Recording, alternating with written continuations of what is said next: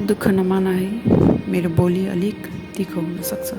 कहिलेकाहीँ शब्दहरू काँडा जस्तै पर्छन्, तर तिनीहरूको जरामा नुन होइन, पीडा मिसिएको हुन्छन्।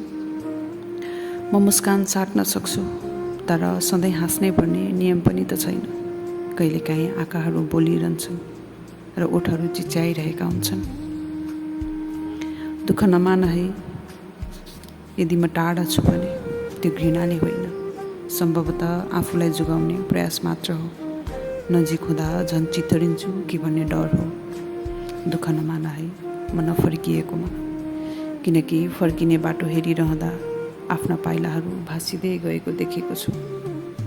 दुःख नमान है, मेरो मौनता कहिलेकाहीँ कठोर लाग्छ होला, तर त्यो मौनताभित्र कराउँदै गरेको म हुन्छु, थाकेको, टुटेको, फेरि पनि बाँचेको। दुःख नमान है, यदि तिमी बुझ्न सक्छौ भने बुझ, म खराब छैन, थाकेको छु। बुझ, म टाढा छैन, भित्र हराएको छु।